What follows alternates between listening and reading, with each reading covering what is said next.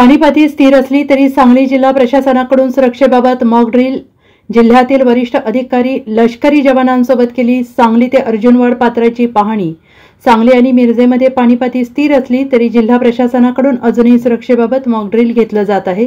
आज जिल्हाधिकारी डॉक्टर राजा दयानिधी, पोलीस अधीक्षक संदीप घुगे आणि महापालिका आयुक्त शुभम गुप्ता आणि लष्कराच्या अधिकाऱ्यांच्या उपस्थितीत सांगलीच्या सरकारी घाटापासून ते मिरच्या अर्जुनवाड पुलापर्यंत नदीपात्रात सुरक्षा मॉक ड्रिल घेण्यात आलं। यामध्ये जिल्हा प्रशासन, महापालिका, पोलीस आणि लष्कराचे जवान यांनी सहभाग घेतला होता। यावेळी लष्करी बोटीतून अधिकाऱ्यांनी कृष्णा वारणा नदीची पाहणी केली। तसेच पाणी कुठपर्यंत पसरलंय, किती वस्त्या बाधित आहेत याची माहिती घेतली। सध्या पाण्याची पाती स्थिर असल्याने कोणताही धोका नसल्याचं जिल्हाधिकारी डॉक्टर राजा दयानिधी यांनी सांगितलं आहे। तसेच जरी धोका असला तरी सगळ्यांनी सतर्क राहावं असं आवाहन जिल्हाधिकारी डॉक्टर राजा दयानिधी यांनी केलं आहे।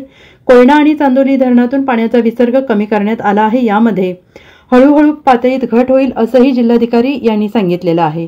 सांगली जिल्ह्याच्या सर्व रहिवाशांना माझा नमस्कार।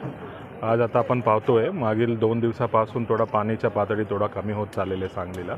सध्या तरी पूरचा प्रादुर्भाव थोडा कमी झालेली आहे, तरी पण आम्ही सगळे लोक सतर्क आहे। तर मी याद्वारे सर्व नागरिकांना सुद्धा सांगू इच्छितो, जर आता पाण्याच्या पातळी कमी होत चालला असलं तरी सर्व लोक सतर्क राहणे आवश्यक आहे। सर्वांनी सतर्क राहावा आणि आपण येणाऱ्या दिवसामध्ये अजून काही पूरची परिस्थिती निर्माण झाली असेल त्याच्यातला सामना करण्यासाठी सुद्धा आत्ता पण आपण एक मॉक ड्रिल घेतो आहे आम्ही सोबत। कालसुद्धा ग्रामीण भागामध्ये सातत्याने आमच्या मॉक ड्रिल्स आणि वैद्यकीय शिबिरच्या वैद्यकीच्या चमूसोबत तपासणी पण सुरू आहे। मी सर्व नागरिकांना नम्रपणे विनंती करू इच्छितो, आत्ता थोडा पुराचा धोका कमी झाला असला तरी सतर्क राहणं अत्यंत आवश्यक आहे। कुठलाही अवावरती विश्वास ठेवू नये। फक्त प्रशासनाकडनं येणारा माहितीवरच तुम्ही सर्वांनी विश्वास ठेवण्यात यावा आणि सर्वांनी आपला काळजी घ्यावा। आणि जिथे थोडा पाणीचा कमी झालेली आहे तिथे थोडं येणाऱ्या दिवसामध्ये थोडा डास आणि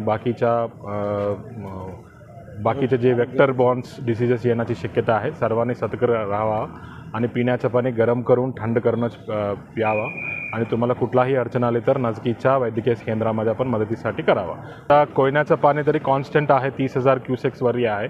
आता अजून त्यांनी वाढलेले नाही आहे। आता वारणामध्ये सुद्धा पूर्वी 16,000 होता, आत्ता त्यांनी 12,000पर्यंत केलेली आहे। तो एकंदरीत बघितलं गेलं तर थोडा विसर्ग पण कमी आहे, पाऊस पण कमी आहे आणि प्रत्येक ठिकाणी पाणीच्या पातळीसुद्धा आपण कमी होत चाललं। परंतु याचा अर्थ असा नाही आहे की आता पूर्ण धोकापासून आपण पूर्ण बाहेर पडलो म्हणून।